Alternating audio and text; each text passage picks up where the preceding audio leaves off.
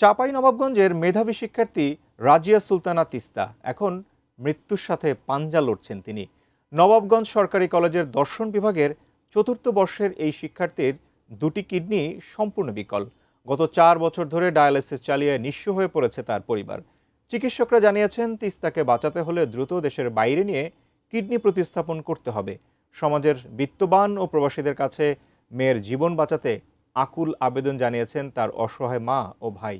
মোহাম্মদ নাদিম হোসেনের পাঠানো তথ্যচিত্রে দেখুন ডেস্ক রিপোর্ট। বয়স মাত্র ২৪ বছর। যে বয়সে রঙিন স্বপ্নে মেতে থাকার কথা, সে বয়সে চাঁপাইনবাবগঞ্জ সদর কাঁঠালবাগিচার রাজিয়া সুলতানা তিস্তা লড়ছেন বেঁচে থাকার এক কঠিন লড়াই। ২০২২ সালে অনার্স দ্বিতীয় বর্ষে পড়ার সময় হঠাৎ করেই ধরা পড়ে তার ক্রনিক কিডনি ডিজিজ বা সিকেডি। ততক্ষণে তার দুটি কিডনি সম্পূর্ণ অকেজ হয়ে পড়ে। স্বাভাবিক মানসিক ক্রিয়েটিনিক ১.৩ থাকার কথা থাকলেও তিস্তার শরীরে তা পৌঁছেছে ২১.৬০। তিস্তার বাবা ২০১৮ সালে হৃদরোগে মারা যান।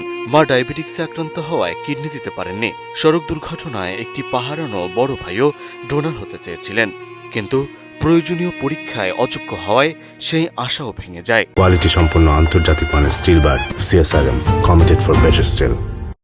আর ডাক্তাররা খুবই ভয় পেয়েছিলেন আমার রিপোর্ট দেখে, কারণ স্বাভাবিক মেয়েদের যেটা ক্রিয়েটিনিন থাকে 1.3-র মধ্যে, আমার 21.60, যেটা স্বাভাবিকের থেকে অনেক গুণ বেশি। তো আমার কিডনি প্রতিস্থাপনের জন্য আমার আম্মা প্রথমে বলেছিল যে আমি দিব, তো আম্মা ডায়াবেটিস থাকার কারণে ডাক্তাররা বলেছে আপনি তো দিতে পারবেন না, আর আপনার বিভিন্ন জটিলতা আছে। তো আমার ভাইয়াও গিয়েছিল। আমার ভাইয়ার একটা পা না থাকা সত্ত্বেও সে আমাকে কিডনি দান করার জন্য গেছিল। তো সেখানে বিভিন্ন পরীক্ষা, অনেক পরীক্ষা করার পর আমার ভাইয়ার একটা পয়েন্ট, মানে মূল একটা টেস্ট, যেটাতে কিডনির আসলে কার্যক্ষমতা কেমন সেটা দেখা যায়। তো 80%-এর উপর থাকতে হয়, তো আমার ভাইয়ার 71%। তো আমার ভাইয়ের জন্য সমস্যা না, কিন্তু ওই কিডনিটা যদি আমার শরীরে দিত তাহলে সেটা আমার শরীরের হাই অ্যান্টিবডিগুলো সেটা রিজেক্ট করে দিত। ডাক্তাররা বলেছিল তোমার ভাই আসলে ডোনার হিসেবে ভালো না একদমই। চিকিৎসকরা জানিয়েছেন তিস্তাকে বাঁচাতে হলে কিডনি প্রতিস্থাপন ছাড়া আর কোনো উপায় নেই। গত 4 বছরের ডায়ালাইসিস আর চিকিৎসায় প্রায় ৭০ লক্ষ টাকা খরচ করে নিঃস্ব আজ এই পরিবারটি।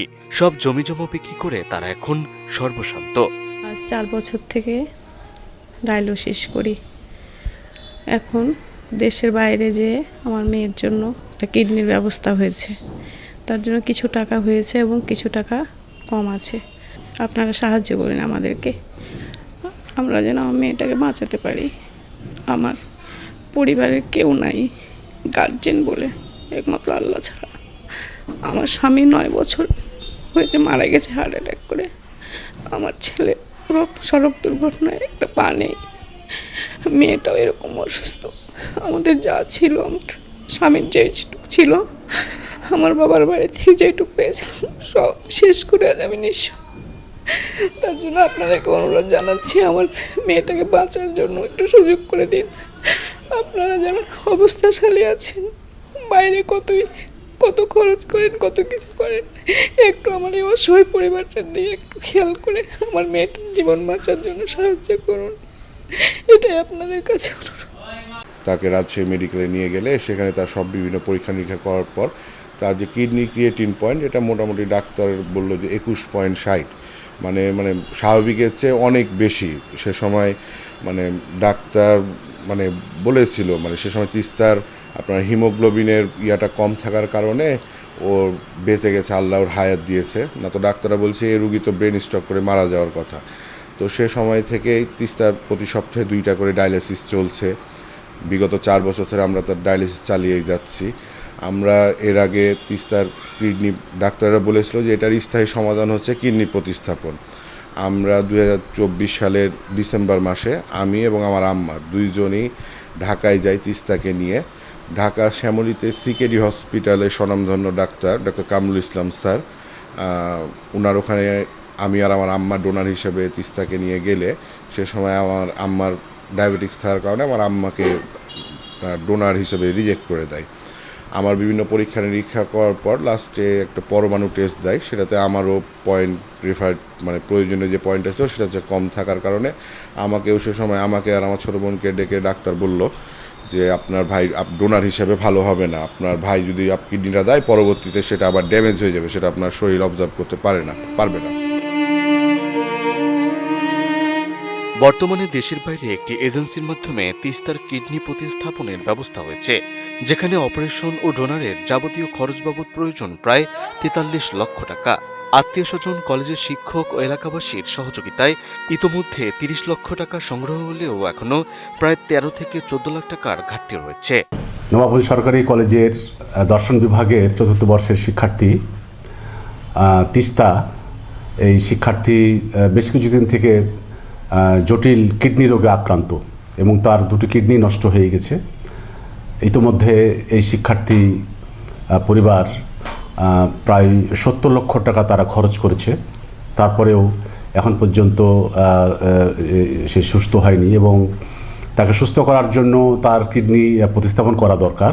তো এক্ষেত্রে এক সম্ভাবনাময় মেধাবী শিক্ষার্থী আমাদের তার জীবন প্রদীপ নিভে যেতে চলেছে এবং এই প্রেক্ষাপটে আমি দেশের সমাজের বিত্তবানদের প্রতি আবেদন জানাই যেন এই শিক্ষার্থীর জীবন বাঁচার জন্য এবং তাকে সুস্থ করে তোলার জন্য, তার কিডনি প্রতিস্থাপন করার জন্য যে অর্থের প্রয়োজন, সবাই যদি আমরা এগিয়ে আসি তাহলে অবশ্যই আমরা এই সম্ভাবনাময় মেধাবী শিক্ষার্থীকে বাঁচাতে পারবো ইনশাল্লাহ। সুতরাং আমি আবারও সবার প্রতি আবেদন রাখছি, আসুন আমরা সবাই এই শিক্ষার্থীর প্রতি সাহায্যের হাত বাড়িয়ে দিই এবং তাকে বাঁচানোর জন্য যা যা করা দরকার সেটি করার জন্য আমরা চেষ্টা করি। আমার বিশ্বাস যে যদি আমরা সম্মিলিতভাবে চেষ্টা চালাই এবং তাকে আর্থিক সহযোগিতা করি তাহলে হয়তো কিডনি প্রতিস্থাপন করার ফলে আমাদের এই শিক্ষার্থী বেঁচে উঠবে, আবারও আমাদের মাঝে ফিরে আসবে। এই সবুজ ক্যাম্পাসে তার পদচারণা আমরা দেখতে চাই এবং এই শিক্ষার্থী আবারও তার স্বপ্ন পূরণ করতে যেন পারে, সেই জন্য আমরা প্রত্যেকে তার দিকে হাত বাড়িয়ে দিই, তাকে সহযোগিতা করি, তার জন্য দোয়া করি। আমি এই প্রত্যাশা রাখছি। এদিকে সমাজসেবা অধিদপ্তর জানিয়েছে চলতি অর্থবছরে তিস্তাকে ৫০,০০০ টাকা আর্থিক সহায়তা দেওয়া হয়েছে। ভবিষ্যতেও সুযোগ থাকলে পাশে থাকার আশ্বাস সংস্থাটির। রাজিয়া সুলতানা তিস্তা, কাঁঠালবাগিচা, চাঁপাইনবাবগঞ্জ বাড়ি। সে একজন স্টুডেন্ট এবং কিডনি রোগী। সমাজসেবা অধিদপ্তর চাঁপাইনবাবগঞ্জ থেকে আমরা এই অর্থবছরে ২৫-২৬ অর্থবছরে তার রোগের জন্য ৫০,০০০ টাকা আর্থিক সহায়তা আমরা দিতে পেরেছি। সে একজন মেধাবী ছাত্রী, স্টুডেন্ট। সব রোগই কষ্টের, কিন্তু কিডনি রোগ অনেক বেশি কষ্টের। আমি দোয়া করি সে যেন সুস্থ হয়ে উঠুক দ্রুত। তার সুস্থতা আমি কামনা করছি, শুভকামনা করছি।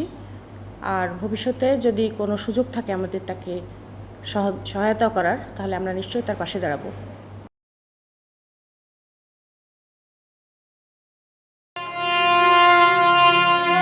একটি নতুন জীবন, একটি সুন্দর ভবিষ্যৎ। আর ডায়ালাইসিসের নরক যন্ত্রণা থেকে মুক্তি পেতে চায় তিস্তা। সামান্য কিছু অর্থের অভাবে কি ঝরে যাবে একটি তাজা প্রাণ? সমাজে বৃত্তবান, প্রবাসী এবং মানবতার ফেরিওয়ালারা একটু সদয় হলেই হয়তো আবারও ক্যাম্পাসে ফিরে আসবে তিস্তার হাসি মুখ।